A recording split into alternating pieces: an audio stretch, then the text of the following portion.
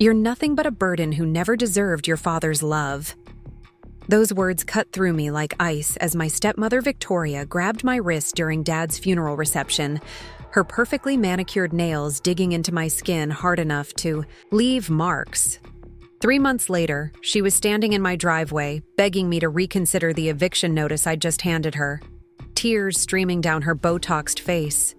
When Mr. Patterson, Dad's lawyer, had read the will aloud in his mahogany-paneled office, naming me as the sole heir to everything Dad had built, the look of pure shock on Victoria's face was absolutely priceless.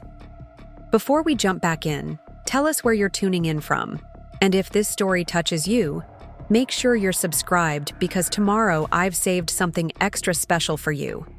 My name is Emma Miller, and I never imagined that losing my father would become the catalyst for discovering my own strength. At 24, I thought I knew exactly where I stood in my family, exactly what my place was in the world Dad had built for us in Riverside, California. I was so incredibly wrong about everything. The morning of Dad's funeral dawned gray and drizzly, which seemed fitting for saying goodbye to Robert Miller, the man who had been my anchor since Mom died when I was 12. Dad had battled pancreatic cancer for 18 grueling months, and while we all knew this day was coming, nothing could have prepared me for the emptiness that swallowed our Spanish-style home on Maple Street. The house felt enormous without, his booming laughter echoing through the halls, without the sound of his work boots on the hardwood floors as he came home each evening from Miller Construction Company. Victoria had insisted on handling all the funeral arrangements, which meant everything was executed with the kind of cold precision that made my skin crawl. She'd chosen the most expensive mahogany casket, arranged for white lilies instead of the bright sunflowers Dad had always loved, and somehow managed to make his celebration of life feel more like a business networking event than a goodbye to the man who'd taught half of Riverside how to swing a hammer properly. Standing in our backyard under the massive oak tree where Dad had built me a treehouse when I was 8, I watched as nearly 200 people filtered through our property. Dad's construction crew mingled awkwardly with Victoria's country club friends, creating invisible social barriers that would have made Dad shake his head in disappointment. He'd always believed that good people were good people, regardless of whether they wore work boots or designer heels. The tent Victoria had rented covered most of our patio, white fabric billowing gently in the March breeze. Catered food was arranged on tables that had been borrowed from the church, and someone had set up a memory board filled with photos spanning Dad's 58 years. Most of the pictures were from before Victoria entered our lives 8 years ago, back when it was just Dad and me figuring out how to be a family after Mom's sudden heart attack had turned our world upside down. I'd spent the morning in my black dress accepting condolences from people who'd known Dad longer than I'd been alive. Mrs. Henderson from 2 houses down had grabbed my hands with her arthritic fingers and told me how proud Dad had been when my photograph won 2nd place in the county fair last summer. Mr. Rodriguez, who'd worked alongside Dad for 15 years, had pulled me aside to share stories about how Dad would constantly show off pictures of my artwork to anyone who'd listen. On construction sites across the valley, these moments of genuine connection felt like lifelines in an ocean of polite sympathy, reminding me that Dad's love for me had been visible to everyone, except apparently the 3 women who'd been living under our roof for the past 8 years. Victoria and her twin daughters, Ashley and Brittany, had moved in when I was 16, transforming our warm family home into something that felt more like a showroom than a place where people actually lived and loved and grew together. Victoria had insisted on redecorating almost immediately after the wedding, replacing Mom's comfortable furniture with angular modern pieces that looked expensive but felt cold. She'd packed away Mom's paintings and replaced them with abstract prints that she'd claimed were more sophisticated. Even the kitchen had been renovated, with granite countertops replacing the butcher block island where Mom had taught me to make her famous chocolate chip cookies. Ashley and Brittany, both 22 now and recent graduates of USC, had never quite accepted me as their sister, despite Dad's constant efforts to blend our families. They were identical twins with Victoria's sharp features and platinum blonde hair. And they'd perfected the art of being politely dismissive in a way that Dad never seemed to notice. They'd attend family dinners and respond to his questions about school or boyfriends, but the moment he left the room, they'd retreat into their shared language of inside jokes and meaningful glances that always left me feeling like an outsider in my own home. Now, as I watched them holding court near the dessert table in matching black designer dresses that probably cost more than I spent on groceries in 3 months, I felt that familiar ache of not quite belonging anywhere. They were accepting condolences, with practiced grace, dabbing their perfectly applied makeup with tissue and speaking in hushed tones about how devastated they were to lose their stepfather. But I'd noticed neither of them had shed actual tears during the service, and neither had volunteered to help with any of the countless details that had consumed the past week. Dad's business partner, Frank Chen, approached me as I stood somewhat apart from the main crowd, watching the social dynamics play out like a movie I wasn't really part of. Frank had known Dad since they'd served together in the National Guard 25 years ago, and his weathered face showed genuine grief that somehow made my own loss feel more real. "Your dad talked about you constantly," Frank said, his voice rough with emotion. "Every job site, every meeting, every time we grabbed coffee, he'd find a way to work in something about Emma's latest photography project, or Emma's college classes, or how proud he was that you'd inherited your mom's artistic eye." The words hit me harder than expected, and I felt tears threatening again despite thinking I'd cried myself empty over the past few days. Dad had always encouraged my photography, even when Victoria would make subtle comments about it being an impractical hobby rather than a real career path.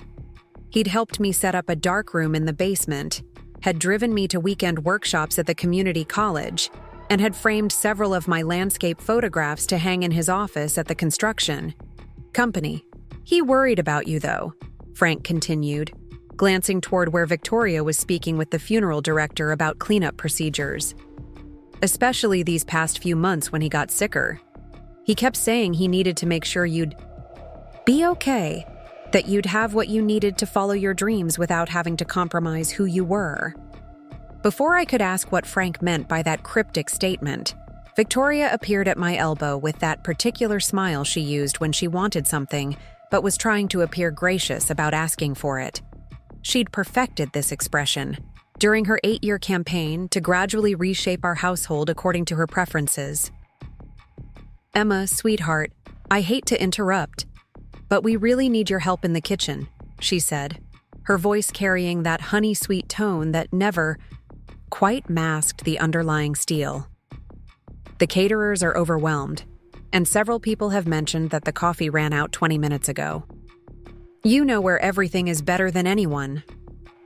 The request felt like a dismissal disguised as inclusion, a subtle reminder that while Ashley and Brittany were family members worthy of receiving sympathy, I was still primarily useful for my knowledge of household logistics. I glanced back at Frank, who was watching this interaction with an expression I couldn't quite read, something between sympathy and disapproval. Preparing and narrating this story took us a lot of time, so if you are enjoying it, subscribe to our channel. It means a lot to us. Now back to the story. "Of course," I replied, because that's what I always did when Victoria made these reasonable-sounding requests that somehow always positioned me as the helper rather than the grieving daughter. "I'll get another pot started." As I made my way toward the house, I passed the memory board that someone had set up near the patio doors. Most of the photographs showed Dad in his element, whether he was holding up a blueprint at a construction site, coaching my Little League softball team, or dancing with Mom at their anniversary party the year before she died. There were several pictures of Dad and me over the years, including one from my high school graduation where his proud grin was so wide it looked like his face might split in half. But I noticed there were very few photographs that included Victoria and the twins, and the ones that did were mostly formal family portraits taken at holidays or special occasions. None of the candid moments of genuine connection that filled the rest of the display. It struck me as odd that after 8 years of marriage, Victoria hadn't generated the kind of natural family memories that covered the rest of Dad's life.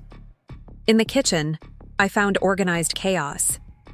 The catering company Victoria had hired was clearly accustomed to more formal events, and they seemed overwhelmed by the casual nature of Dad's celebration of life. I'd grown up helping with church potlucks and family gatherings, so I automatically began troubleshooting the small problems that were creating bigger issues. The coffee situation was easily resolved by locating Dad's industrial-strength coffee maker in the pantry, the one he'd used for early morning construction meetings. I got it brewing and started a second pot using Mom's old percolator that Victoria had banished to a high shelf, but that I'd always known was still there. While I worked, I could hear conversations drifting in from the backyard. People were sharing stories about Dad's generosity, his work ethic, his terrible jokes that somehow always made you laugh anyway. Mrs. Patterson from next door was telling someone about how Dad had insisted on rebuilding her front steps for free after her husband passed away 2 years ago. One of his employees was describing how Dad had personally paid for his daughter's medical bills when insurance fell short. These stories painted a picture of the man I'd known my entire life. Someone who measured success by how many people he could help, rather than how much money he could accumulate. It made Victoria's focus on appearances and social status feel even more jarring by comparison. As I was arranging fresh cups near the coffee station, I overheard Victoria talking to someone I didn't recognize, probably one of her country club acquaintances based on the perfectly coordinated black ensemble and the way she was holding her purse like a shield against potential awkwardness.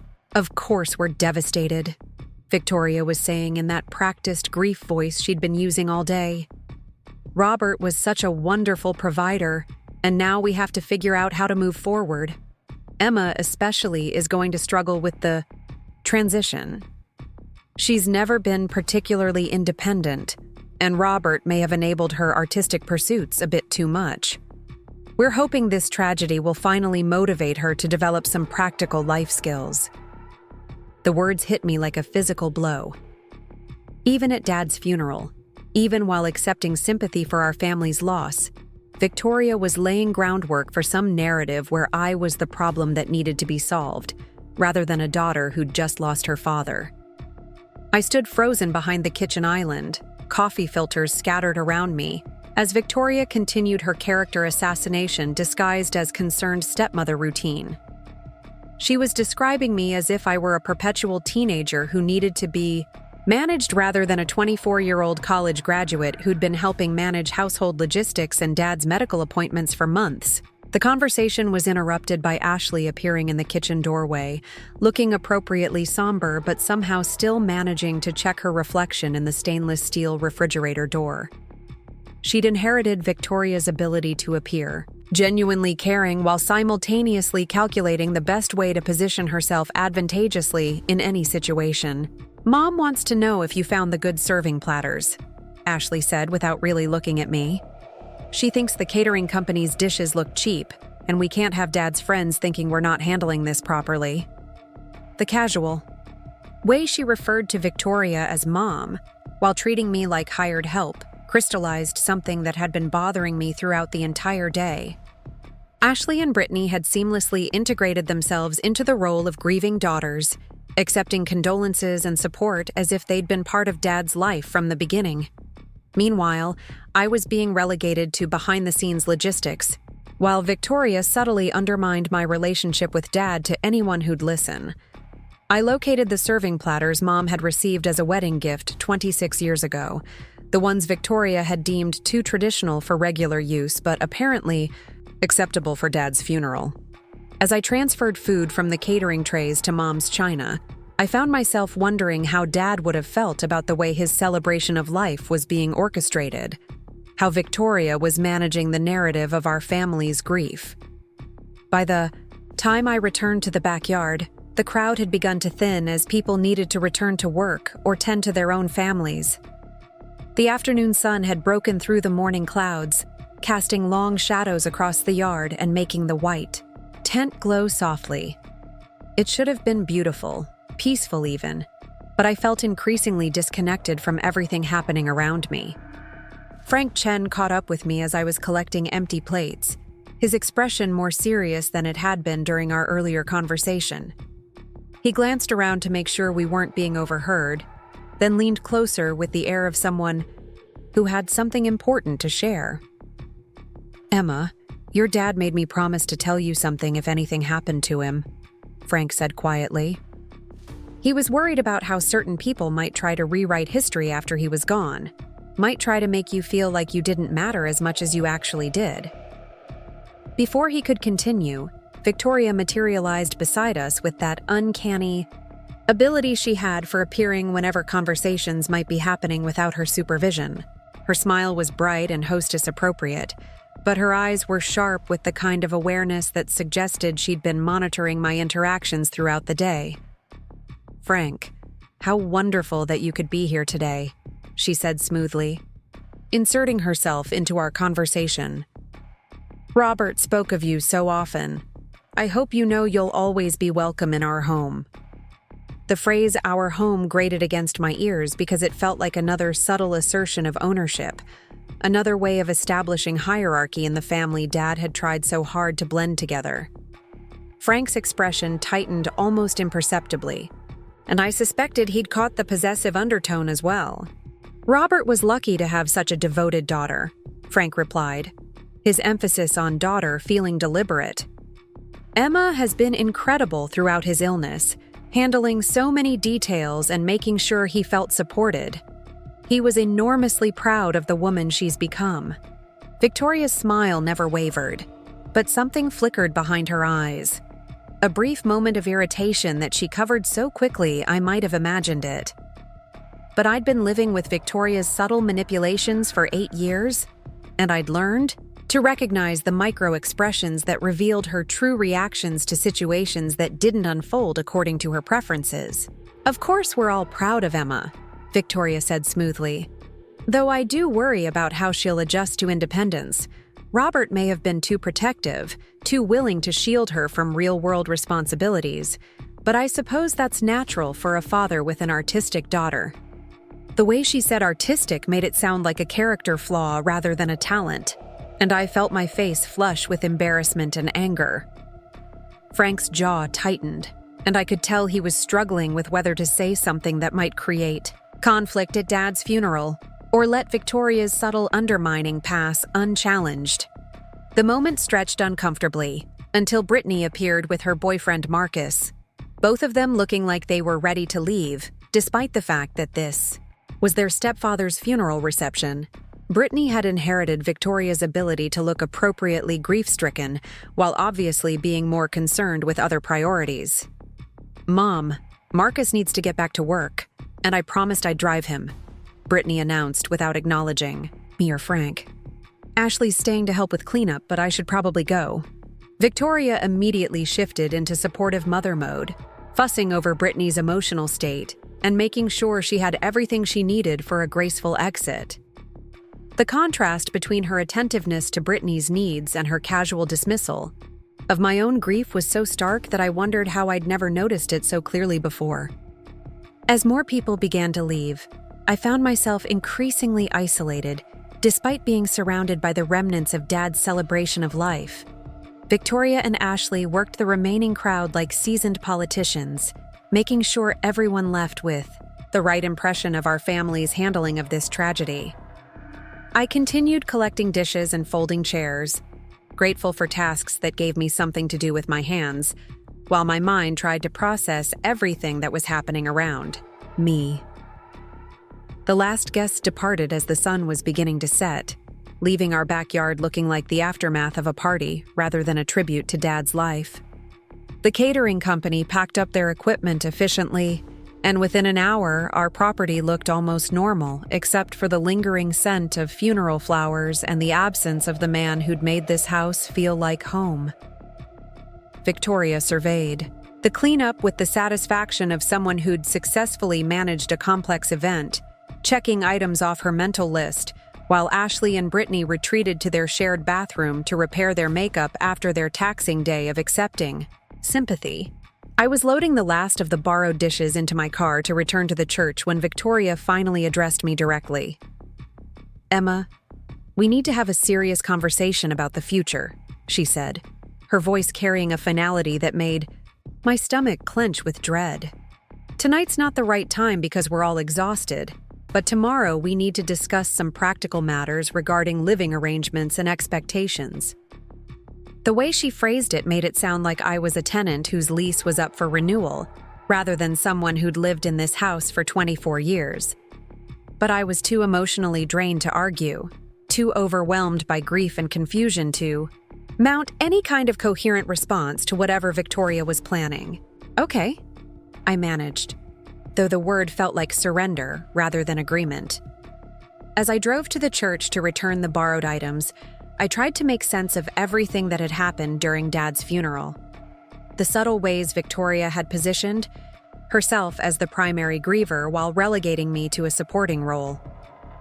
The conversations I'd overheard where she was already reshaping the narrative of our family dynamic. The complete absence of any recognition that I might have my own legitimate claims to Dad's legacy and love. By the time I returned home, the house felt different somehow, as if Dad's death had shifted the fundamental power structure that had kept our blended family functioning. Victoria and the twins had claimed the living room, spreading out with laptops and phones as they caught up on the social media and work responsibilities they'd postponed for the funeral. I retreated to my room, the same space I'd occupied since I was 12 years old, surrounded by photographs I'd taken over the years and artwork that Dad had always encouraged me to pursue. But even my own space felt less secure somehow, as if Victoria's comments about independence and living arrangements were already beginning to erode my sense of belonging in the only home I'd ever known. That night, I lay awake staring at the ceiling and trying to understand how everything had changed so quickly. Yesterday, I'd been a grieving daughter preparing to say goodbye to her father. Today, I felt like an unwelcome guest in my own home, someone whose continued presence needed to be justified rather than simply accepted. The next morning arrived with the kind of harsh California sunlight that made everything look too bright and exposed, as if the world was refusing to acknowledge that anything had fundamentally changed. I woke up on Dad's old leather recliner, in his study, still wearing my black dress from the funeral, my neck stiff from sleeping in an awkward position. I'd been unable to face my bedroom the night before, needing to be surrounded by Dad's presence in the room where he'd spent countless evenings working on construction blueprints and helping me with homework. The house felt eerily quiet without Dad's morning routine of clattering around the kitchen, making his notoriously strong coffee and listening to the news on his ancient radio. For 18 months during his illness, I'd adjusted to a quieter version of those sounds as he moved more slowly and slept later. But this complete silence felt like a wound that wouldn't stop bleeding. Victoria's voice carried down the hallway. As she spoke to someone on the phone, her tone crisp and businesslike despite the early hour. I could make out fragments of conversation about insurance policies and bank accounts, the practical details of death that someone had to handle, but that felt obscene so soon after we'd celebrated Dad's life. I made my way to the kitchen, hoping to find some remnant of normalcy in the morning ritual of coffee and toast, but even this simple act felt foreign without Dad's presence.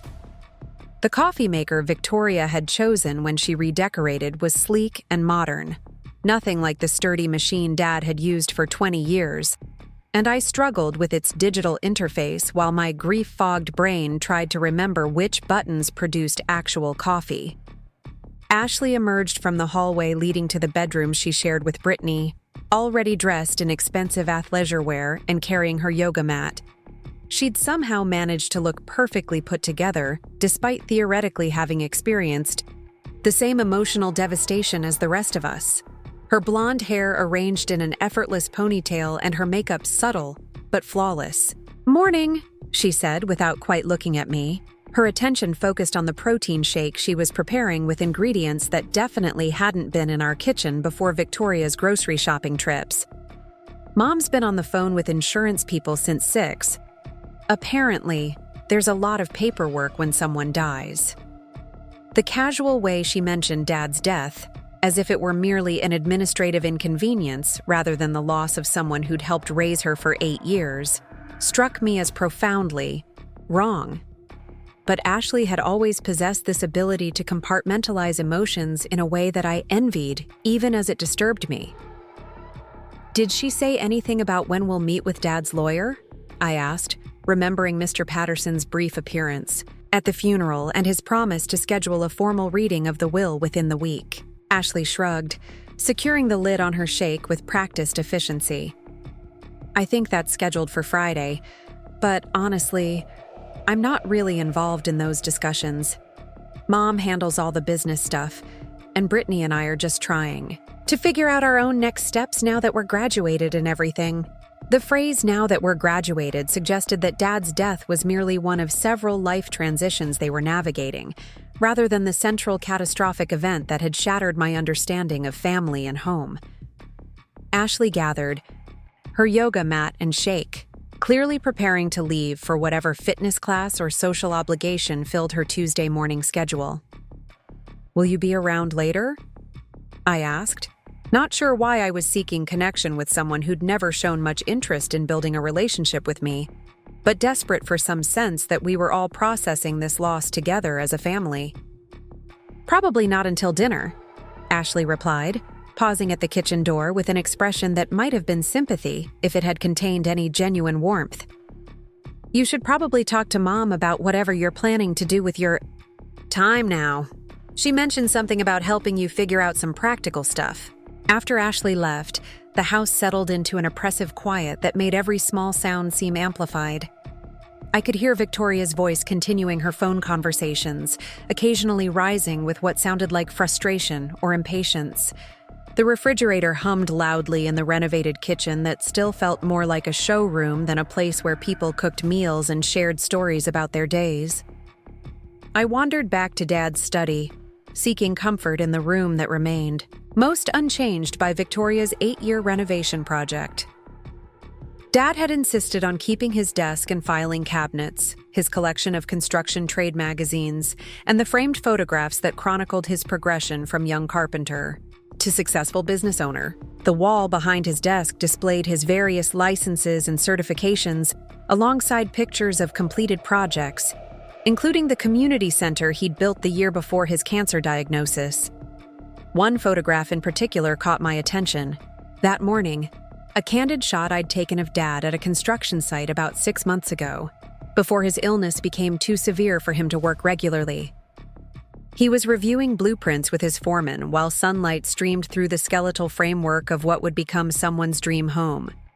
His concentration was complete, his weathered hands tracing architectural details with the same gentle precision he'd used to help me with art projects when I was small. Looking at that image, I remembered how Dad had always made me feel like my interests and opinions mattered, even when I was going through my awkward teenage years and everything felt uncertain. He'd attend my photography exhibitions at the community college, ask thoughtful questions about my artistic process, and display my work in his office where his business associates would see it.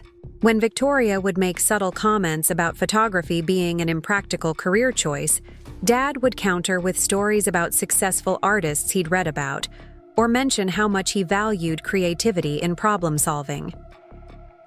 The sound of Victoria ending her phone call interrupted my reminiscence, and I heard her heels clicking against the hardwood floors as she moved through the house with purposeful energy. She appeared in the study doorway, wearing a black business suit that managed to look both appropriately morning and intimidatingly professional. "Emma, good. I was hoping to find you," she said, settling into the chair across from Dad's desk with the kind of practiced authority that suggested she'd already claimed this space as her own. "We need to discuss some important matters regarding your future living arrangements and financial independence." The phrasing made my stomach clench with anxiety, though I couldn't quite articulate why Victoria's concern for my independence felt more like a threat than genuine care. She opened a leather portfolio and removed several documents, spreading them across Dad's desk with the efficiency of someone conducting a business meeting. "I've been reviewing the household expenses and insurance policies," Victoria continued, her tone reasonable and concerned in a way that somehow made me feel more unsettled rather than reassured. "Your father was incredibly generous, perhaps too generous, in supporting your artistic pursuits and allowing you to live here without contributing to household expenses.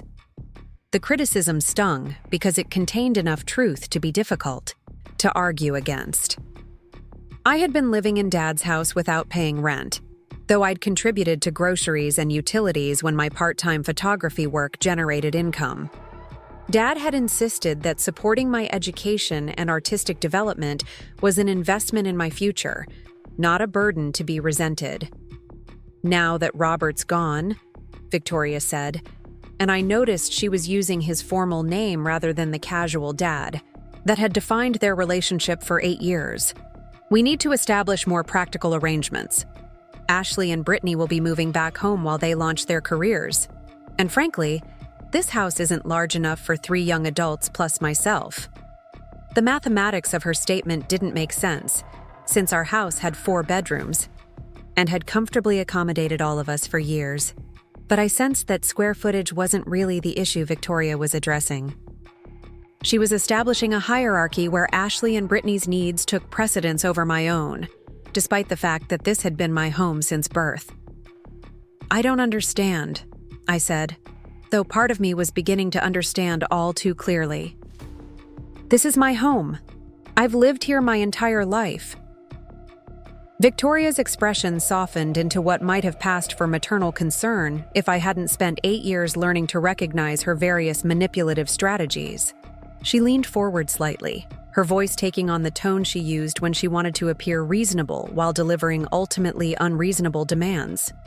"Sweetheart, you're 24 years old," she said, somehow making my age sound like evidence of failure rather than simply a fact of chronology.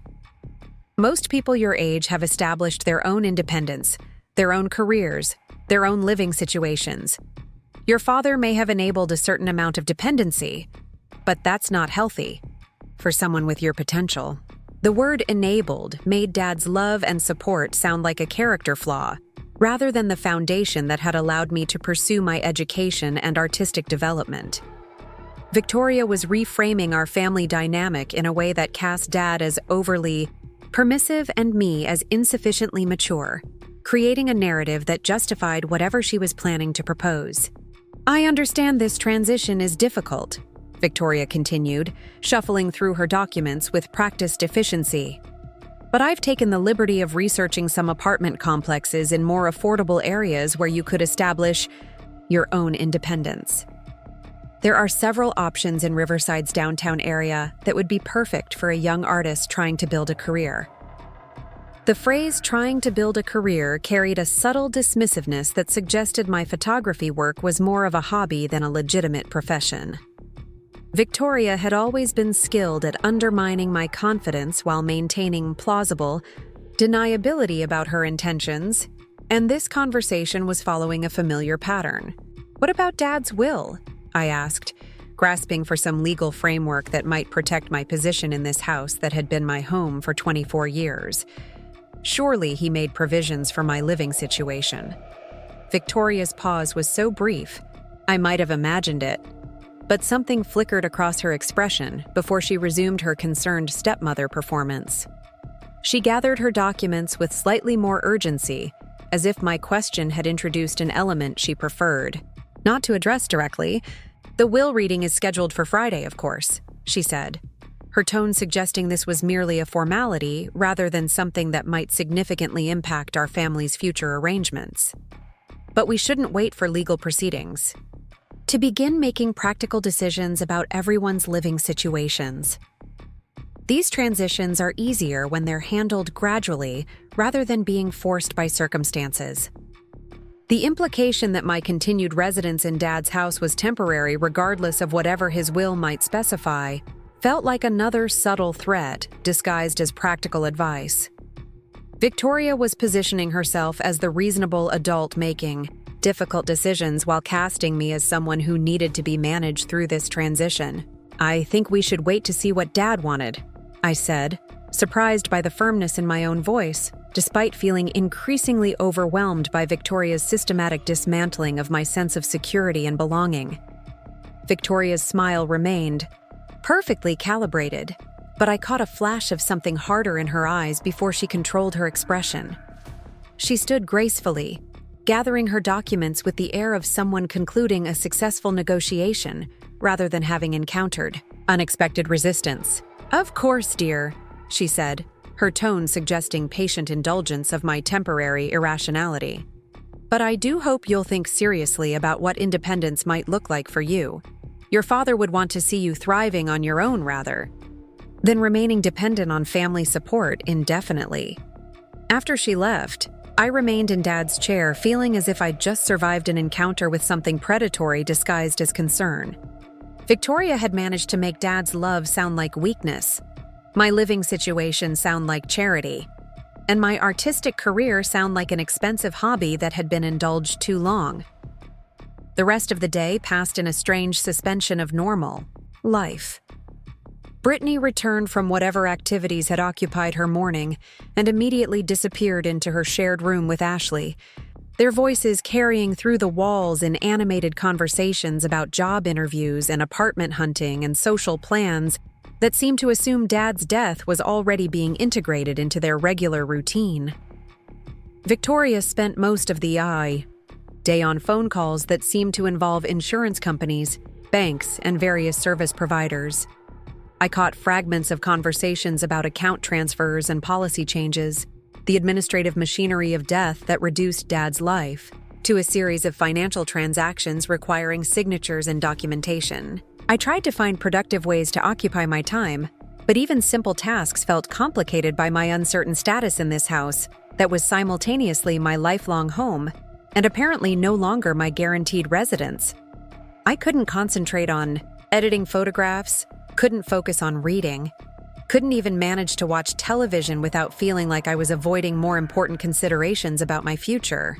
That evening, Ashley and Brittany joined Victoria and me for dinner, the first meal we'd shared as a family since Dad's funeral. Victoria had ordered Chinese takeout rather than cooking, which felt appropriate given that none of us seemed capable of normal domestic routines in Dad's absence.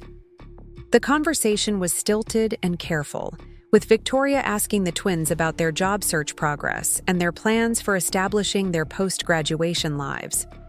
Ashley had several interviews lined up with marketing firms in Los Angeles, while Brittany was considering fashion industry positions that would require relocating to either Los Angeles or San Francisco.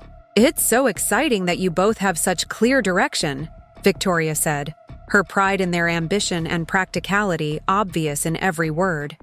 "Your stepfather would be so proud to see how well you're launching your adult lives."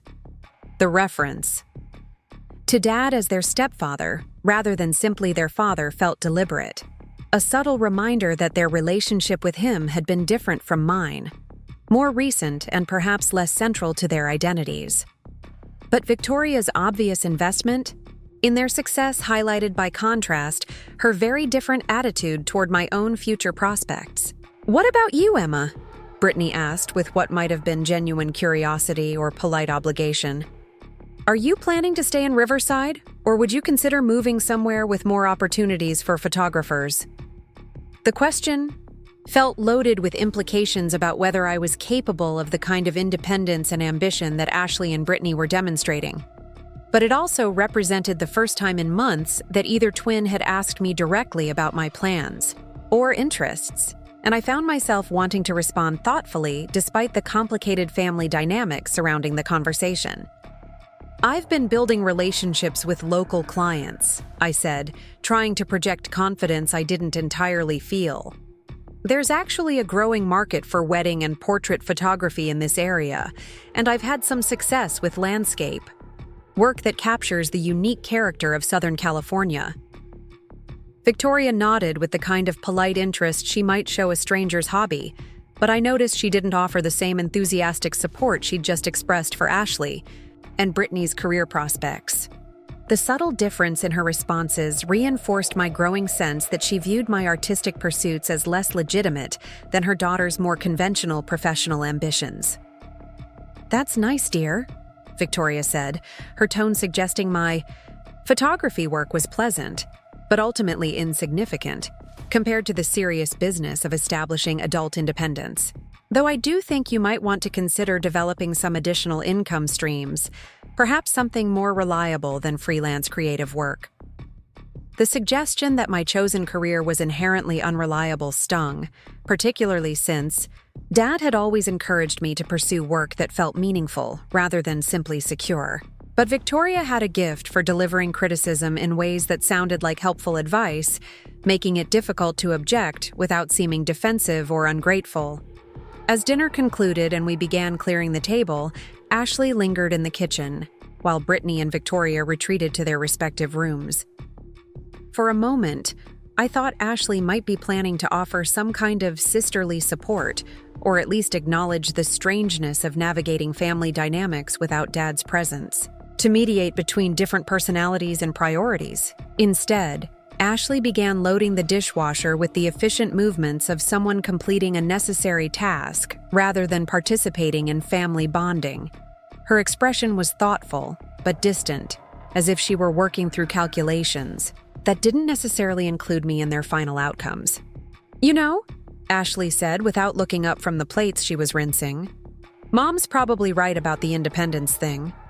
It might be good for you to experience living on your own, figuring out how to manage expenses and household responsibilities, without Dad handling everything in the background."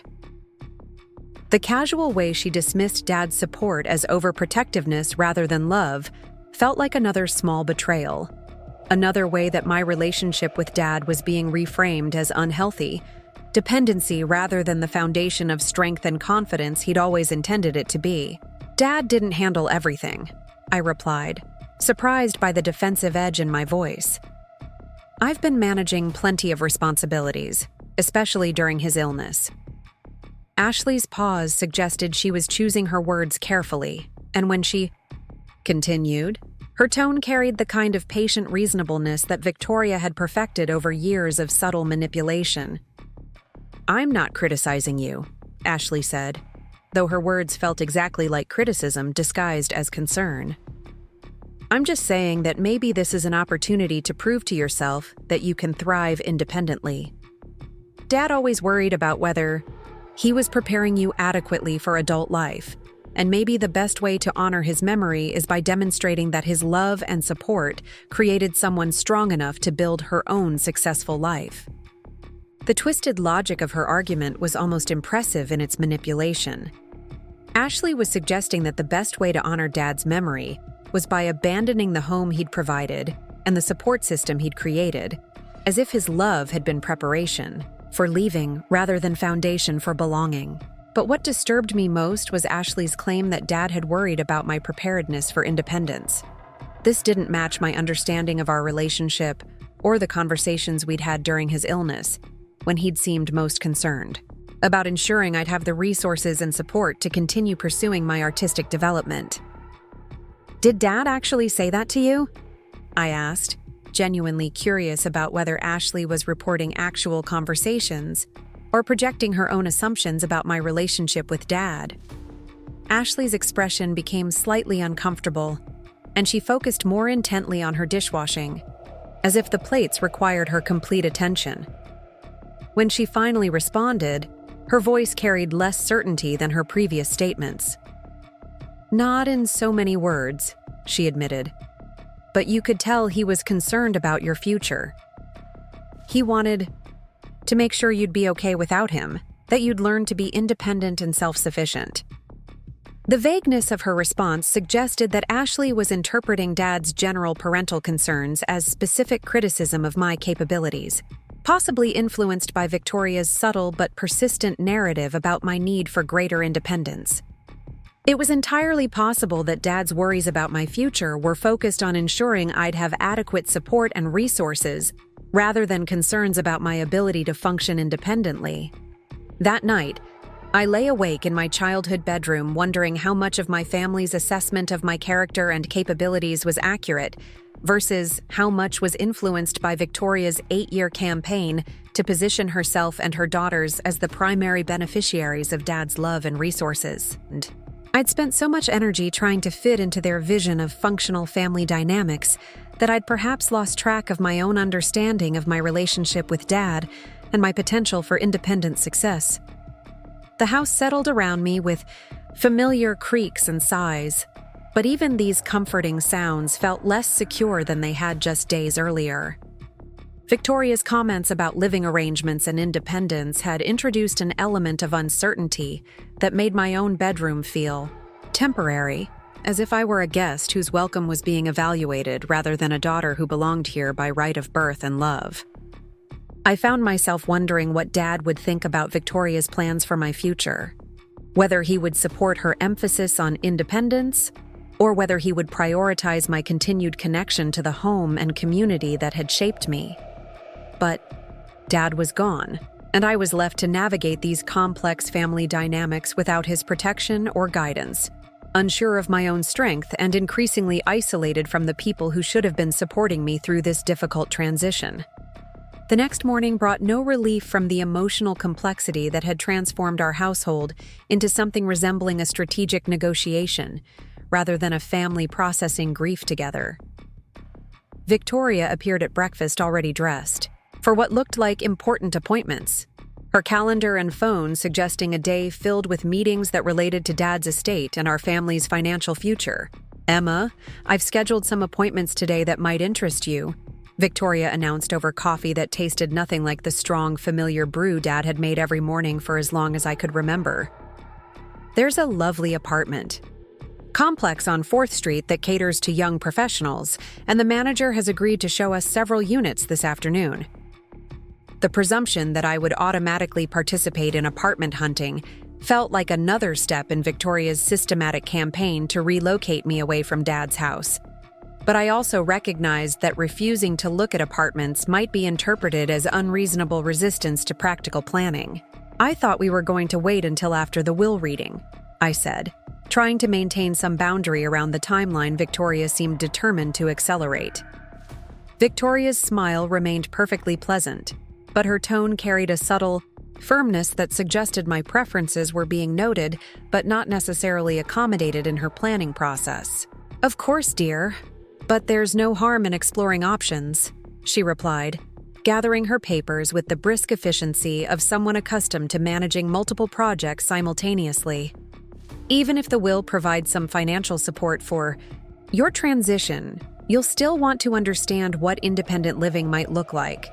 It's always better to make decisions from a position of knowledge rather than waiting until circumstances force hasty choices." The logic was reasonable enough that objecting would make me appear foolishly unprepared, but I couldn't shake the feeling that Victoria was orchestrating these apartment viewings to establish momentum toward outcomes she'd already decided were inevitable. By getting me to participate in apartment hunting, she was creating a sense of collaborative decision-making that obscured the fact that my actual preferences weren't really being consulted. The apartment viewing that afternoon felt like participating in my own displacement. Victoria drove us to the 4th Street complex in her pristine white Mercedes, maintaining cheerful conversation about the neighborhood's conveniences and proximity to coffee shops that would be perfect for a young artist establishing her independence. Her enthusiasm for my potential relocation was so genuine that I almost believed she had my best interests at heart, despite the growing knot of anxiety in my stomach. The Riverside Commons apartment complex was exactly the kind of place Victoria would consider appropriate for someone of my social and economic position. Clean, but basic, with neutral beige exteriors and small balconies that overlooked a central courtyard featuring a pool that had seen better days. The rent was listed as affordable, which in California terms meant it would consume roughly 70% of any income I might generate from photography work. Sandra, the property manager, was a woman in her 40s who had clearly been briefed about our family situation.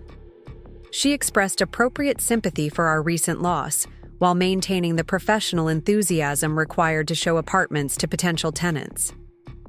Her practice tour highlighted the unit's efficiency and modern appliances, while diplomatically avoiding any mention of the thin walls that allowed us to hear neighboring televisions and conversations. "This would be perfect for a young professional just starting out," Sandra explained as we examined the studio apartment's kitchenette and combined living area. "Many of our residents are recent college graduates or people transitioning to independence after family changes." The phrase family changes felt like a euphemism for the various life disruptions that might force someone to accept housing that was adequate rather than desirable. I tried to imagine myself living in this beige box, editing photographs at a desk that would have to double as my dining table, sleeping on a bed that would need to fold into a couch during waking hours. Victoria asked practical questions about lease terms and deposit requirements with the thoroughness of someone genuinely interested in facilitating this transition.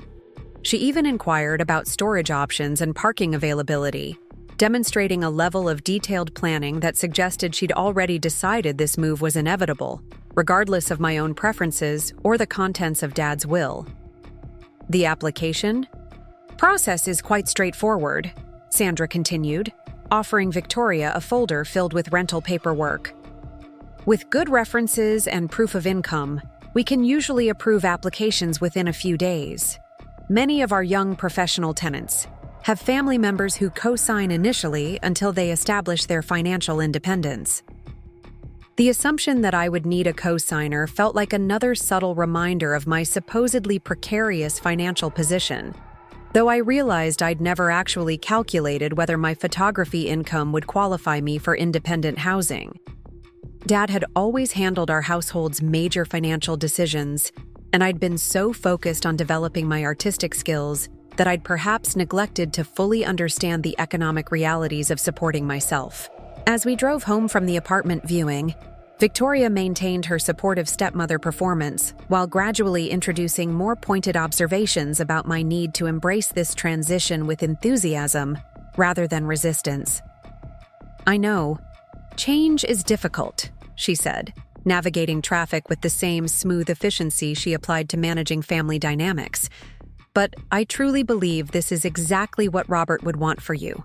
He was always so concerned that his protection might prevent you from discovering your own strength and capability." The continued reframing of Dad's love as overprotection was becoming a constant theme in Victoria's conversations about my future. She seemed determined to establish a narrative where moving away from his house was honoring his memory, rather than abandoning the security he'd worked so hard to provide. "Did Dad actually tell you he was worried about that?" I asked, genuinely, curious about whether Victoria was reporting actual conversations or projecting her own interpretation of his parental concerns. Victoria's pause was so brief I might have imagined it, but when she responded, her tone carried the certainty of someone who'd convinced herself that her assumptions were equivalent to facts. "Your father was a complex man who didn't always express his concerns directly," she said, which seemed like an evasive way of acknowledging that Dad had never actually voiced the worries she kept attributing to him.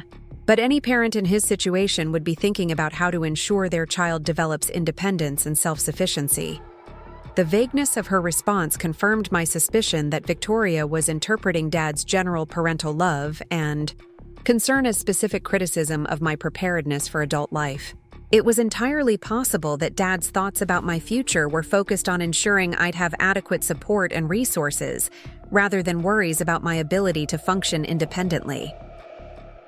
That evening, Ashley and Brittany joined us for another takeout dinner, and the conversation naturally turned to their apartment hunting and career development activities.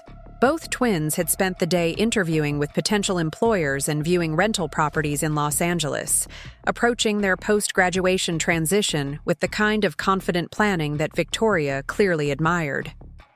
"The marketing firm I interviewed with today was so impressive," Ashley reported with genuine excitement.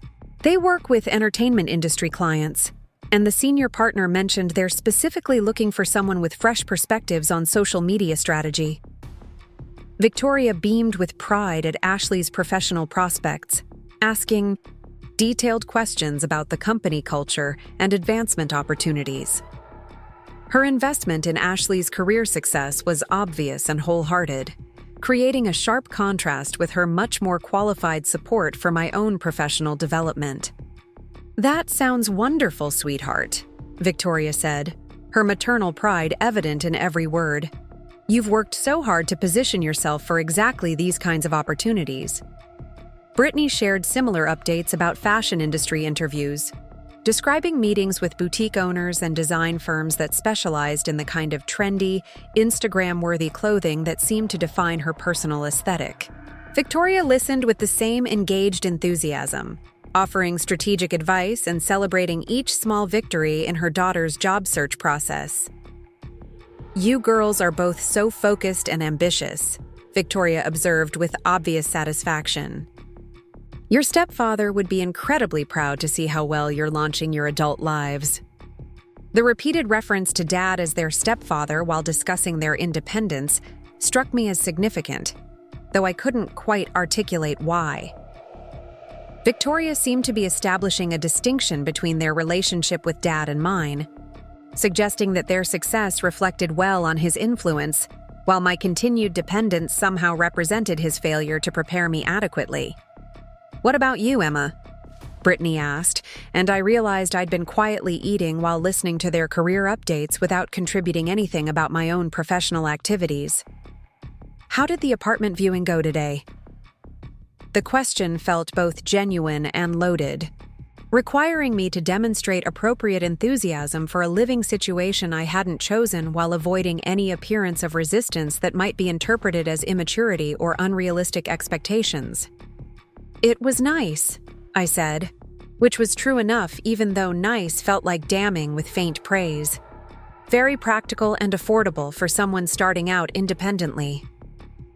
Victoria nodded approvingly at my diplomatic response, though I caught something in her expression that suggested she would have preferred more obvious excitement about the prospect of leaving Dad's house. "Independence can be intimidating at first," Ashley offered with the wisdom of someone who'd never actually lived independently, but was confident about her ability to handle such challenges. "But it's also incredibly empowering to know you're capable of managing your own life completely." The assumption that I wasn't currently managing my own life felt like another subtle criticism disguised as encouragement. Ashley was suggesting that living in Dad's house somehow diminished my adult competence, as if geographical independence was the primary measure of personal maturity. "I'm sure Emma will adjust beautifully," Victoria added with the kind of confidence that sounded supportive while actually applying pressure to conform to her expectations. "She just needs to trust herself and embrace the opportunities that independence provides for personal growth." After dinner, I retreated to Dad's study, again, seeking comfort in the room that remained most unchanged by Victoria's renovation projects. The desk still held his reading glasses and the coffee mug he'd used every morning, small details that made his absence feel both more real and more unbearable. I opened his desk drawers, not looking for anything specific, but hoping to find some connection to his thoughts during his final months.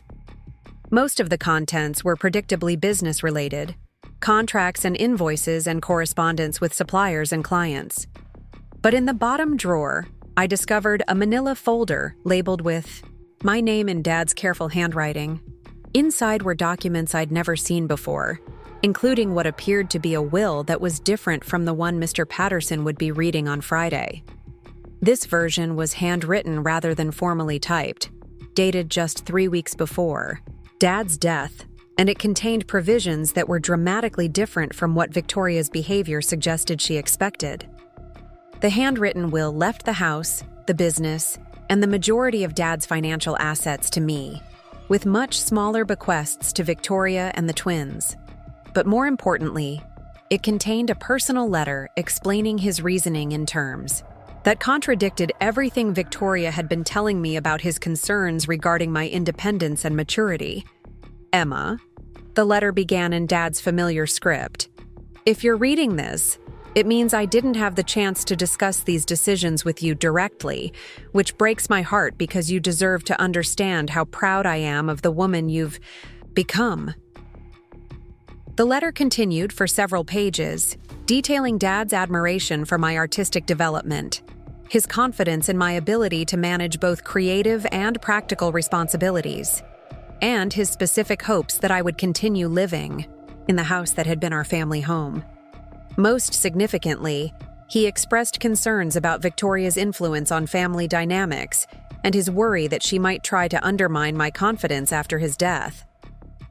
Victoria is a complicated person who I believe genuinely cares about our family. Dad had written, but she has never fully accepted you as my daughter, rather than an obstacle to her own daughter's inheritance.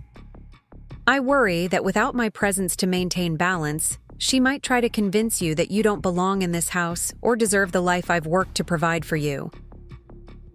Reading Dad's actual thoughts about my future felt like receiving a message from beyond the grave, confirmation that the love and support I'd experienced from him were genuine, rather than the overprotective enabling that Victoria kept describing.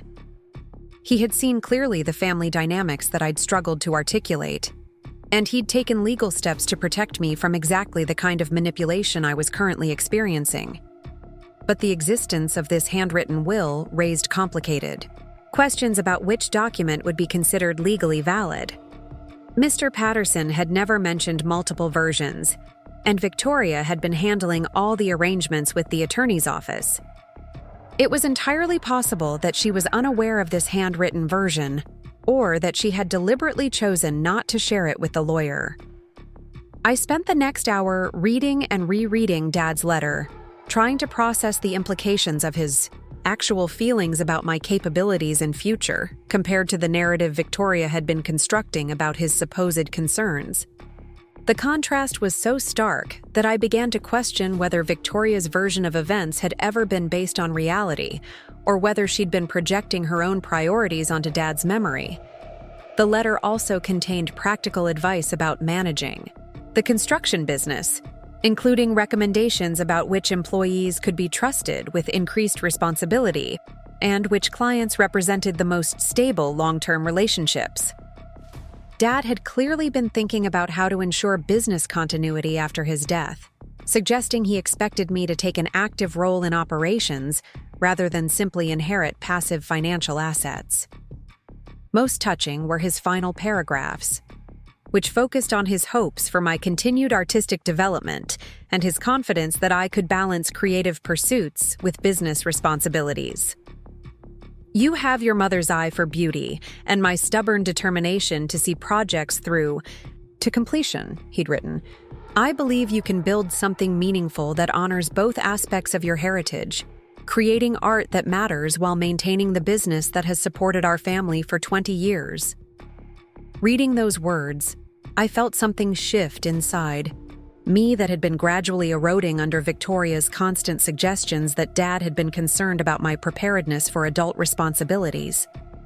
He had believed in me completely, had made concrete plans to support my continued development, and had recognized the same manipulative tendencies in Victoria that I was struggling to name and resist. But possession of this handwritten will also placed me in a difficult position regarding Friday's formal reading. Should I bring these documents to Mr. Patterson's attention, potentially creating family conflict that might escalate into legal battles? Should I wait to see what the formal will contained before revealing Dad's handwritten final wishes? Should I confront Victoria directly about the discrepancies between her version of Dad's concerns and his actual written thoughts? I decided to wait until after Friday's meeting to determine the best course of action, but Dad's letter had fundamentally changed my understanding of my position within the family and my rights regarding his estate. Victoria's campaign to relocate me away from Dad's house wasn't based on his actual wishes or concerns about my independence. It was motivated by her desire to consolidate control over his assets while removing what she apparently saw as an obstacle to her daughter's inheritance. The next morning brought new evidence of Victoria's systematic approach to reshaping our family dynamics in ways that served her priorities. She appeared at breakfast with printed materials about career counseling services and financial planning, workshops specifically designed for young adults transitioning to independence. I thought these might be helpful as you think about your next steps, Victoria said, spreading brochures across the kitchen table with the enthusiasm of someone offering valuable resources rather than subtle pressure to conform to her timeline. The Career Counseling Service specialized in helping creative professionals develop sustainable business models, which might have been genuinely useful if it hadn't been presented as evidence that my current approach to photography was inadequately practical. The financial planning workshop focused on budgeting and expense management for people living independently for the first time, which carried the implicit message that I lacked basic life skills. "These look very thorough," I said diplomatically, recognizing that rejecting Victoria's suggestions outright would be interpreted as immaturity or resistance to practical planning. "I'm so glad you think so," Victoria replied with obvious satisfaction. "I've taken the liberty of scheduling you for an initial consultation with the career counselor next Tuesday. She comes highly recommended by several people at the country club whose children have successfully transitioned to independent careers."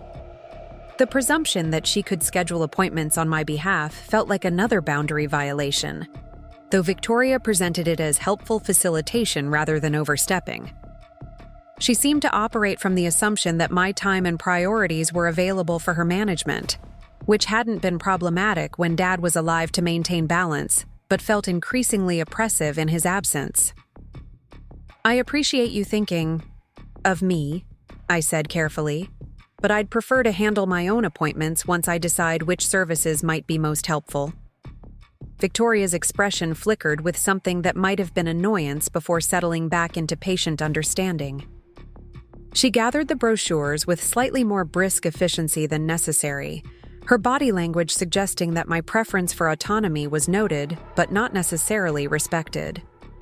"Of course, dear," she said with the kind of tone that suggested she was accommodating my temporary need for control while maintaining her superior understanding of what would ultimately be best for me. "Though I would encourage you not to wait too long to begin exploring these resources. Transitions are always easier when they're planned carefully, rather than being forced by circumstances." The subtle threat embedded in her encouragement was becoming a familiar pattern. Victoria consistently framed her preferences as inevitable outcomes, while positioning my resistance as temporary denial that would eventually require adjustment to reality. She was creating a sense that my continued residence in Dad's house was unsustainable, regardless of legal or financial considerations. That afternoon, I drove to Dad's construction company office for the first time since his death, needing to understand the business situation beyond Victoria's filtered reports about insurance policies and account transfers. The office was located in a converted warehouse that Dad had purchased and renovated 15 years ago, and walking into the familiar space brought both comfort and fresh grief. Maria, Dad's office manager for over a decade, greeted me with the kind of warm sympathy that felt genuine rather than performed. She'd known me since I was 14 and had always treated me like family rather than simply the boss's daughter, and her reaction to Dad's death seemed to match my own sense of profound loss. "Emma, honey, how are you holding up?" Maria asked, wrapping me in a hug that smelled like the vanilla perfume she'd worn for as long as I could remember. "Your dad talked about you constantly. He was so proud of your photography work, especially that gallery showing last month." Her mention of the gallery exhibition reminded me that Dad had attended despite being weakened by chemotherapy treatments, and that he'd spent the entire evening introducing me to other attendees as his daughter the artist. Victoria had chosen not to attend, citing a prior commitment that had seemed less important than supporting my professional development. "I wanted to check in about the business situation," I said, settling into the chair across from Maria's desk that I'd occupied during countless visits over the years. Victoria mentioned there were insurance and account issues that needed to be resolved. Maria's expression became more guarded, and she glanced toward Dad's private office as if checking whether we might be overheard. When she continued, her voice carried a careful neutrality that suggested she was navigating complicated loyalties. "Your stepmother has been in contact about transferring certain accounts and updating signatory authorities," Maria said diplomatically. "But there are some documents that require your signature since you're listed as a beneficiary on several business policies." The information was the first concrete evidence I'd received about my actual legal position regarding Dad's estate, and it contradicted Victoria's implications that I had no significant claim to his business or financial assets. Maria seemed to be suggesting that I had legitimate rights that required my active participation rather than simply being informed about decisions made by others. "What kind of documents?" I asked, genuinely curious about the scope of my involvement in Dad's business affairs. Maria pulled out a thick folder labeled with my name and began explaining various insurance policies, business agreements, and financial accounts that listed me as either primary or secondary beneficiary. The complexity of Dad's estate planning was much more elaborate than Victoria's casual references to simple insurance payouts had suggested. "Your father was very thorough about protecting both the business operations and his family's financial security," Maria explained, highlighting sections of documents that required my attention. "He updated several policies just last month to ensure everything would transfer smoothly regardless of what happened with his illness." The timing of Dad's recent updates to business documents aligned with the date on his handwritten will, suggesting that his final estate planning had been comprehensive and intentional, rather than simply maintaining existing arrangements. He had been actively preparing for his death in ways that prioritized my financial security and business involvement. "Has Victoria seen these documents?" I asked, wondering whether her casual attitude toward the business assets reflected ignorance of their actual value or deliberate misrepresentation of my legal position. Maria's pause suggested she was choosing her words carefully, navigating between professional discretion and her obvious affection for me as someone she'd watched grow up. "Your stepmother has requested copies of several documents," Maria said. "Diplomatically, but some of these policies specifically require direct communication with the named beneficiaries rather than family representatives." The implication that Victoria had been trying to manage business affairs that legally required my direct involvement added another layer to my growing understanding of how she was attempting to control information and outcomes that should have involved my active participation. She was positioning herself as my representative while potentially withholding information about my actual rights and responsibilities. I spent the next 2 hours with Maria, reviewing documents that revealed the true scope of Dad's business, success, and the financial security he'd created for our family. Miller Construction Company was significantly more profitable than I'd understood, with contracts and investments that would provide substantial ongoing income for whoever inherited. Operational control. More importantly, several key business relationships and contracts specifically mentioned my potential involvement in company operations, suggesting that Dad had been preparing for me to take an active role rather than simply inheriting passive financial benefits. His business partners and major clients had been introduced to me over the years, not just as his daughter, but as someone who might eventually participate in company leadership. "Your dad always said you had good judgment about people and projects," Maria observed as we reviewed client relationships and outstanding contracts. "He thought your artistic background gave you a different perspective on problem solving that could be valuable in construction work." The comment reminded me of conversations Dad and I had shared about the creative aspects of construction work, how building something beautiful and functional required both technical skill and artistic vision. He'd often said that successful contractors were people who could envision possibilities that others couldn't see, which wasn't so different from the way photographers learn to see potential in ordinary moments and locations. Driving home from the construction office, I felt more optimistic about my future prospects than I had since Dad's death. The combination of his handwritten letter and Maria's information about business assets had clarified both his actual feelings about my capabilities and the concrete resources available to support my continued development. But I also realized that Victoria's campaign to relocate me away from Dad's house and minimize my involvement in family financial decisions was potentially motivated by more than simple concern for my independence.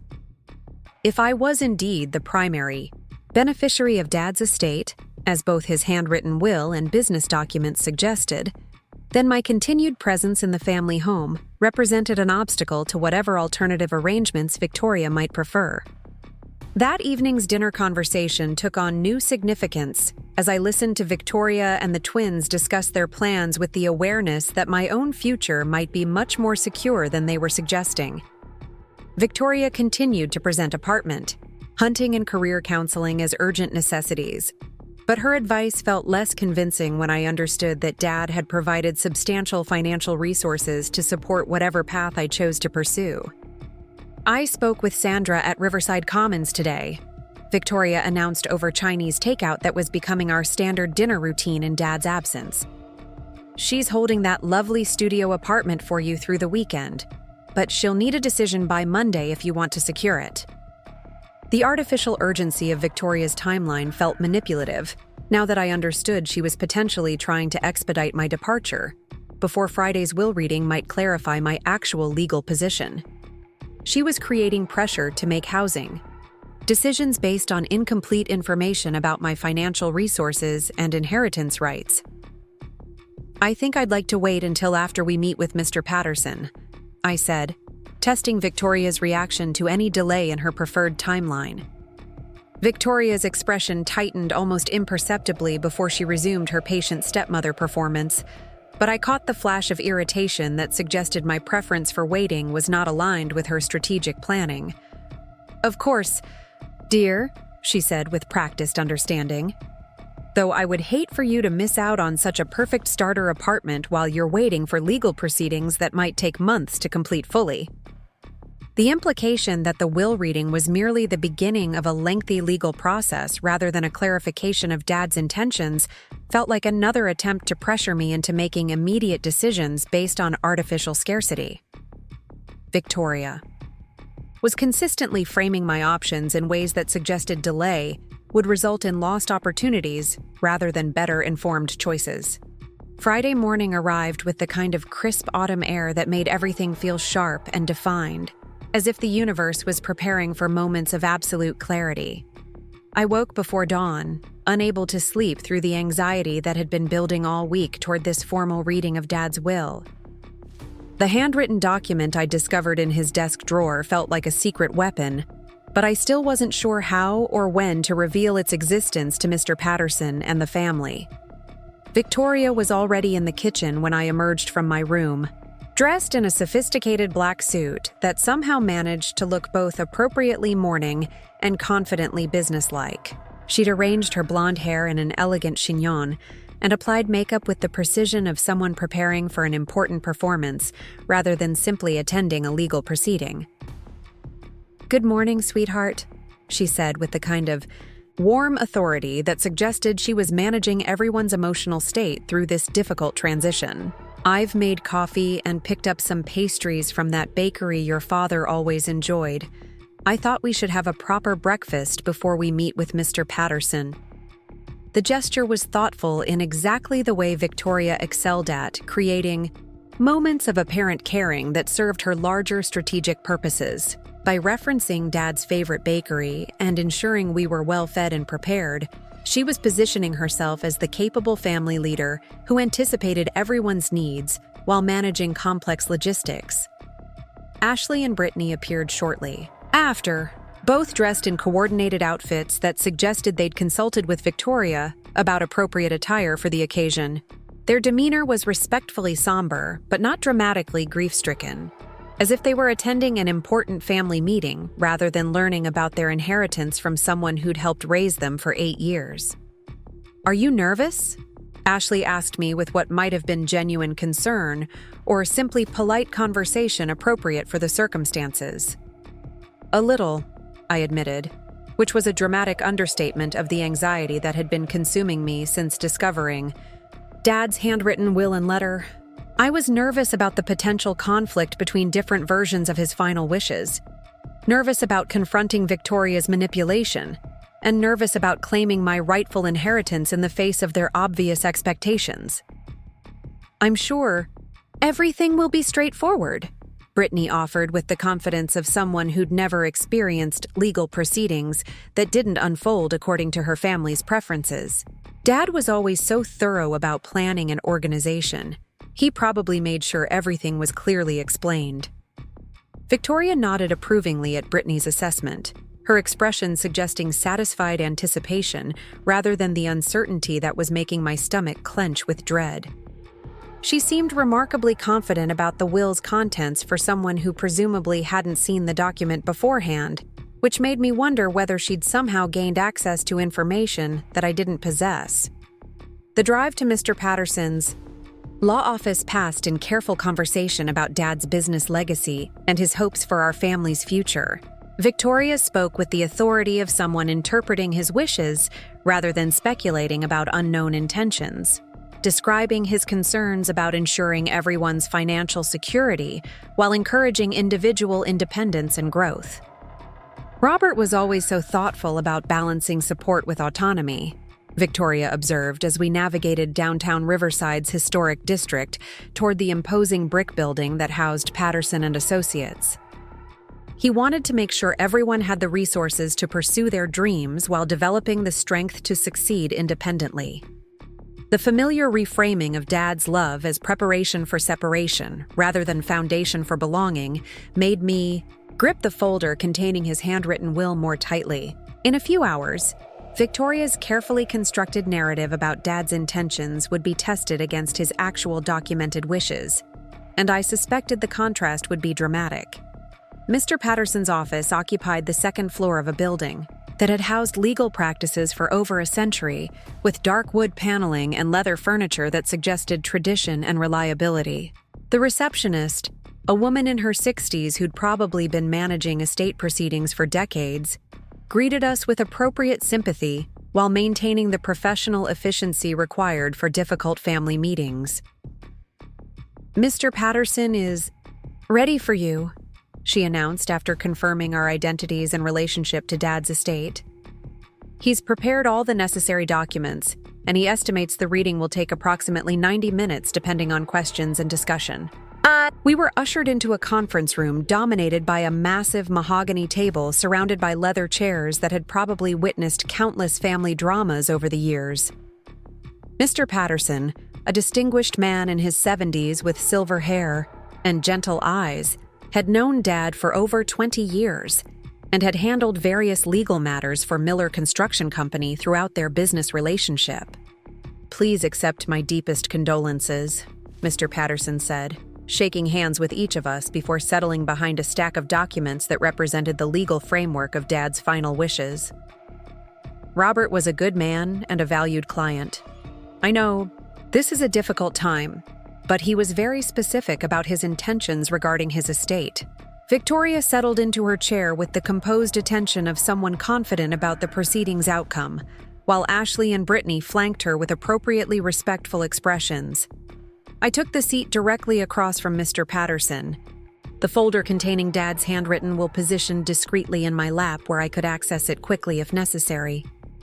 "Before we begin the formal reading," Mr. Patterson continued, adjusting his glasses and organizing the documents with practiced precision, "I want to clarify that Robert updated his will several times during his final months, with the most recent version dated just 3 weeks before his death. This document supersedes all previous versions and represents his final legally binding intentions." The information aligned with the date on Dad's handwritten will, but I couldn't determine whether Mr. Patterson was referring to that document or some other final version that might contain different provisions. Victoria's expression remained calm and confident, suggesting she either knew what to expect or was skilled at concealing uncertainty. "The estate is substantial," Mr. Patterson observed, consulting his notes with the gravity appropriate for discussing significant financial assets. "Robert built Miller Construction Company into a very successful enterprise, and his personal investments and properties represent considerable wealth that will impact all of your futures." The formal reading began with standard legal language establishing Dad's identity and mental competence at the time of the will's creation, followed by the appointment of Mr. Patterson as executor responsible for ensuring his wishes were carried out according to legal requirements. These preliminary matters were handled efficiently, building toward the specific bequests that would determine our family's future dynamics. "To my beloved wife Victoria," Mr. Patterson read in his measured professional tone, "I leave the sum of $100,000, along with my gratitude for 8 years of companionship and her devotion to Ashley and Brittany's development into accomplished young women. Victoria's expression didn't change significantly, but I caught a slight tightening around her eyes that suggested this bequest was smaller than she'd anticipated. $100,000 was certainly substantial, but it represented a fraction of Dad's total assets if the business valuation and property holdings were as significant as Maria had suggested. To Ashley and Brittany Miller, the reading continued, I leave $50,000 each, with my hopes that these funds will support their launch into independent adult lives and successful careers. They have brought joy to Victoria and have been respectful members of our household. The twins accepted this information with polite gratitude, though their bequests were clearly smaller than they'd expected, based on their confident demeanor throughout the week. Ashley nodded graciously while Brittany maintained her composed expression, but I sensed both were recalculating their understanding of Dad's financial priorities. Mr. Patterson paused before continuing, his expression becoming more focused as he reached the document's primary provisions.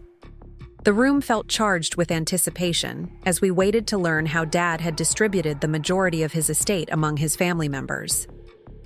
To my daughter, Emma Miller, Mr. Patterson read with increased gravity, I leave the remainder of my estate in its entirety, including the family home at 2847 Maple Street, Miller Construction Company with all associated assets and contracts, and all remaining financial accounts and investments.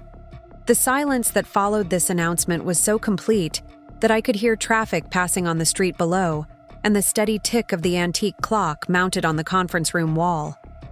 Victoria's face went through a series of micro-expressions, too rapid to interpret individually, but the overall effect was shock transitioning rapidly towards something much harder and more calculating. Additionally, Mr. Patterson continued, apparently unaware of the emotional earthquake he'd just triggered, Emma is granted complete authority over all property and business decisions, with the understanding that she may choose to retain or sell assets according to her own judgment and future plans. Victoria found her voice first, though it carried a controlled tension that suggested she was struggling to maintain her composed stepmother performance in the face of completely unexpected information. I'm sorry, but there must be some mistake, she said with the kind of firm politeness she used when correcting service staff who'd misunderstood her instructions. Robert discussed his estate planning with me extensively, and this doesn't align with our conversations about ensuring everyone's financial security. Mr. Patterson's expression became more professionally neutral as he recognized the potential for family conflict that often accompanied unexpected inheritance distributions. He consulted his documents with increased attention to detail, double-checking information that he'd obviously reviewed thoroughly before our meeting.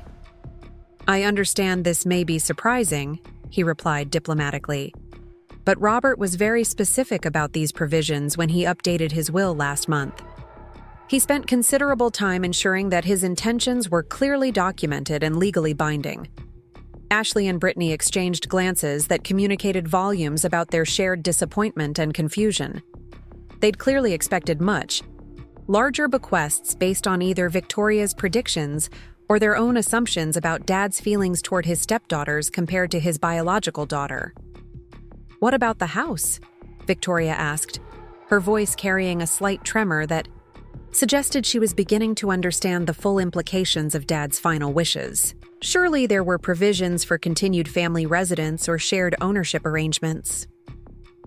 Mr. Patterson shook his head with the definitiveness of someone delivering information that couldn't be negotiated or reinterpreted according to family preferences. The property transfers entirely to Emma, he confirmed, with no restrictions or obligations regarding other family members. Robert was very clear that he wanted Emma to have complete autonomy over her living situation and property management decisions. The legal language was polite but unambiguous. Dad had left me everything of substance while providing Victoria and the twins with what amounted to generous but clearly secondary bequests. He'd structured his estate to ensure my financial security and independence while acknowledging their place in his life without making them primary beneficiaries. Victoria's mask of gracious stepmother finally began to slip as the reality of her position became clear. She was no longer the wealthy widow managing a substantial inheritance, but someone whose financial future depended on a modest bequest and whatever separate resources she'd accumulated during her marriage to Dad. "This is completely unreasonable," Victoria said, her voice rising slightly despite her obvious efforts to maintain dignified composure. "Emma has never shown any interest in business management or property ownership. She's an artist who's never held a real job or demonstrated any practical life skills." The attack on my competence and character felt like a continuation of the subtle undermining Victoria had been practicing all week. But now it was motivated by obvious financial desperation rather than strategic positioning. She was revealing her true assessment of my capabilities in response to losing control over Dad's assets. "Robert was very confident in Emma's abilities," Mr. Patterson replied mildly, consulting notes that suggested Dad had anticipated potential objections to his estate planning decisions. He specifically mentioned her maturity, judgment, and potential for growth in both artistic and business contexts. The validation of Dad's faith in my capabilities felt like receiving his protection from beyond the grave, confirmation that his love and support had been based on genuine assessment of my character, rather than the overprotective enabling that Victoria had consistently described. But I also realized that inheriting Dad's entire estate placed me in a position of tremendous responsibility that I wasn't sure I was prepared to handle. Miller Construction Company employed 15 people whose livelihoods depended on competent management, and the family home represented not just my security, but also the displacement of Victoria and the twins from what had been their residence for 8 years. "There's something else," I said quietly, removing the folder containing Dad's handwritten will from my lap and placing it on the conference room table. "I found this in Dad's desk drawer, and I think it might be relevant to understanding his intentions." Mr. Patterson accepted the documents with professional curiosity, examining the handwritten pages with increasing attention, as he recognized Dad's distinctive script and legal terminology. His expression became more focused as he read Dad's personal letter explaining his reasoning behind the inheritance decisions. "This is quite extraordinary," Mr. Patterson observed after reviewing the handwritten documents thoroughly. "Robert prepared this as a supplementary explanation of his formal will, essentially creating a detailed justification for his estate planning choices." Victoria leaned forward with obvious anxiety, clearly hoping that Dad's handwritten explanation might modify or contradict the formal will's provisions in ways that would restore her expected inheritance. "What does it say?" she asked with barely controlled desperation. Mr. Patterson cleared his throat before reading selected passages from Dad's letter, his tone becoming more personal as he shared Dad's private thoughts about our family dynamics and his hopes for my future. "I am leaving the majority of my estate to Emma, not because I love her more than my other family members, but because she represents the continuation of values and priorities that have guided my entire life," Mr. Patterson read from Dad's careful handwriting. "She has integrity, creativity, and compassion that will allow her to use these resources in ways that honor both her mother's memory and my own life's work." The letter continued with Dad's specific concerns about Victoria's influence on family dynamics and his worry that she might try to undermine my confidence or claim to inheritance after his death. "Victoria is a complicated person who I believe genuinely cares about her daughter's welfare," Dad had written, "but she has never fully accepted Emma as my legitimate heir rather than an obstacle to Ashley and Brittany's financial security. I fear that without my presence to maintain balance, she might attempt to manipulate Emma into surrendering her rightful inheritance." The accuracy of Dad's prediction was so complete that Victoria's face flushed with what might have been embarrassment or anger at being so thoroughly understood and anticipated in her manipulative strategies. "This is character assassination," Victoria protested, her composed demeanor finally cracking under the pressure of having her motivations exposed so clearly.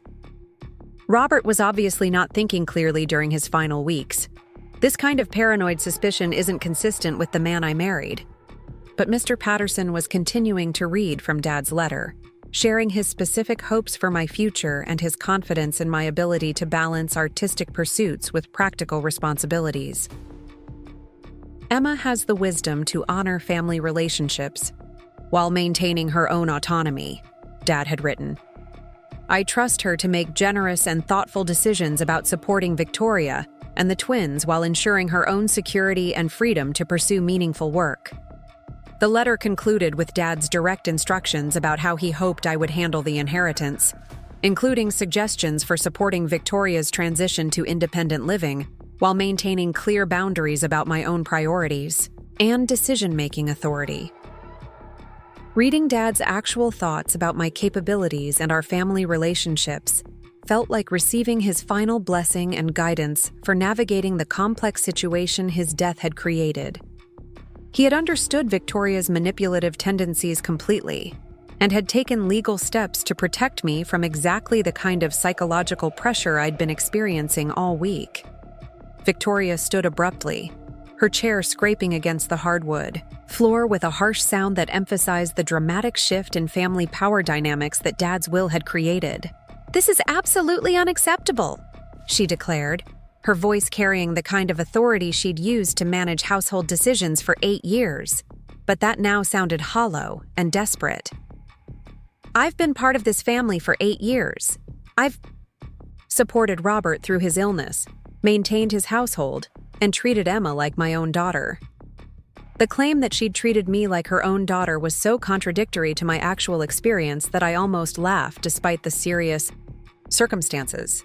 Victoria had spent 8 years positioning me as a secondary family member whose needs and preferences were less important than those of her biological daughters. "Emma has never contributed anything meaningful to this family's success," Victoria continued, her mask of concerned stepmother completely abandoned in favor of direct attack. "She's lived off Robert's generosity without developing any practical skills or taking any real responsibility. This inheritance is completely disproportionate to her contributions or capabilities." The harsh assessment of my character and worthiness felt like the culmination of 8 years of subtle undermining and manipulation, but hearing it spoken aloud in Mr. Patterson's office somehow made it less powerful rather than more devastating. Victoria was revealing her true feelings in a context where Dad's documented love and confidence in me provided clear contradiction to her claims.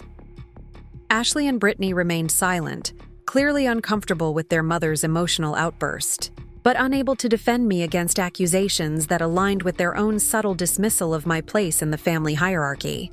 "Robert's will is legally binding regardless of anyone's opinions about its fairness," Mr. Patterson said with the firm authority of someone who'd handled countless family disputes over inheritance rights. "These documents were prepared with full legal consultation and represent his final wishes regarding asset distribution." Victoria's expression cycled through anger, desperation, and calculation as she processed the reality that her 8-year investment in Dad's family had resulted in a much smaller financial return than she'd anticipated. She was facing the prospect of establishing independent living arrangements on a limited budget, while watching me inherit everything she'd expected to control. "There must be legal grounds for challenging this will," Victoria said, her voice carrying the kind of determination that suggested she was already planning her next strategic move. Robert was clearly not thinking rationally during his final weeks. This kind of dramatic departure from normal family inheritance patterns suggests mental incompetence or undue influence. Mr. Patterson's expression became more professionally stern as Victoria suggested legal challenges to documents he'd helped prepare and witness. "Robert was thoroughly competent throughout our estate planning discussions," he replied with the authority of someone whose professional reputation depended on ensuring clients' mental capacity before executing legal documents. He understood the implications of his decisions completely and specifically requested that I document his reasoning to prevent exactly these kinds of challenges. The conversation continued for another hour as Mr. Patterson explained the practical procedures for transferring assets and managing the transition of property ownership. Victoria and the twins would need to make alternative living arrangements, though Dad had specified that they should be given reasonable time to organize their relocation rather than being displaced immediately. As we prepared to leave Mr. Patterson's office, Victoria made one final attempt to manipulate the situation in her favor, approaching me with the kind of desperate emotional appeal that represented her last strategic option. "Emma, surely we can work out some kind of arrangement," she said, her voice carrying a pleading quality I'd never heard before. "We're family, regardless of what legal documents say. Robert would want us to take care of each other, to share these resources in ways that support everyone's needs." The appeal to family loyalty might have been effective if Victoria hadn't spent the past week systematically undermining my confidence and attempting to pressure me into accepting housing and financial arrangements that served her priorities rather than mine. Her sudden interest in family cooperation felt transparently motivated by self-interest rather than genuine concern for my welfare. "I need time to process all of this," I replied honestly, recognizing that Dad's inheritance had given me both tremendous opportunity and significant responsibility for making decisions that would impact everyone's future. "Of course," Victoria said with renewed hope, apparently interpreting my need for reflection as an opening for negotiation. "We should discuss this as a family, figure out arrangements that honor Robert's memory while ensuring everyone's security and happiness." But I was no longer the uncertain young woman who'd been manipulated by Victoria's suggestions about independence and practical living arrangements. Dad's will and letter had clarified both my legal position and his confidence in my judgment, providing me with the authority and resources to make decisions based on my own values rather than others' expectations. Walking out of Mr. Patterson's office into the bright afternoon sunlight, I felt simultaneously liberated and overwhelmed by the dramatic transformation in my circumstances.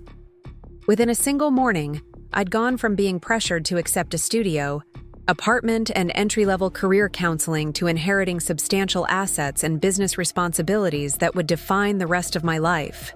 Victoria, Ashley, and Brittany followed me to the parking area in subdued silence, clearly processing their own versions of disappointment and recalculation. The confident family hierarchy that had defined our household dynamics for 8 years had been completely overturned by Dad's final legal decisions. 3 months later, I was sitting in Dad's renovated study, now functioning as my home office for managing Miller Construction Company, when Victoria knocked on the front door of what was now legally my house. Through the window, I could see her standing on the porch with an envelope in her hand, her expression carrying the kind of desperate determination that suggested she was making a final appeal. I opened the door to find Victoria looking older and less polished than I'd ever seen her, wearing clothes that were still expensive, but somehow less perfectly coordinated. Her usually immaculate makeup couldn't completely conceal the stress lines that had developed around her eyes over the past months. "Emma," she said, her voice carrying none of the authority that had once defined her household management style. "I hope you'll reconsider the eviction notice. The girls and I have been looking for suitable housing, but everything in our price range is so much smaller than what we're accustomed to." The eviction notice had been a difficult decision, but Victoria's continued attempts to manipulate family dynamics and undermine my business decisions had made it clear that cohabitation was no longer sustainable. She'd spent 3 months testing my boundaries and authority, apparently hoping that I would eventually defer to her more experienced judgment about household and financial management. "You have until the end of the month," I replied, maintaining the firm boundaries that Dad's letter had encouraged me to establish. "That should give you adequate time to complete your housing arrangements." Victoria's expression flickered between desperation and resentment. Her recognition that she no longer possessed any leverage in our relationship, clearly difficult for someone who'd spent 8 years managing family dynamics according to her preferences. "You were nothing but a burden who never deserved your father's love," she said, her voice carrying the same venom she'd used at Dad's funeral reception, but now sounding more like the tantrum of someone who'd lost control rather than the judgment of someone in authority. The words that had once devastated me now felt powerless against the foundation of confidence and security that Dad's inheritance had provided. Victoria's opinion of my worth was no longer relevant to my sense of identity or my ability to build a meaningful life. Dad's will suggests he disagreed with your assessment, I replied calmly, closing the door on Victoria's final attempt to reduce me to the insecure young woman she'd tried to manipulate. Standing in the entryway of the house that was now mine, surrounded by Dad's photographs and Mom's artwork that I'd restored to their rightful places, I felt the profound satisfaction of having survived Victoria's systematic attempt to undermine my inheritance and self-worth. Dad had seen through her manipulation completely and had provided me with both the resources and the confidence to build a life that honored his memory while pursuing my own authentic priorities. The construction business was thriving under my management, with several new contracts that emphasized sustainable building practices and artistic design elements. My photography work had evolved to include documentation of our construction projects, creating a unique marketing approach that attracted clients who valued both environmental responsibility and aesthetic quality.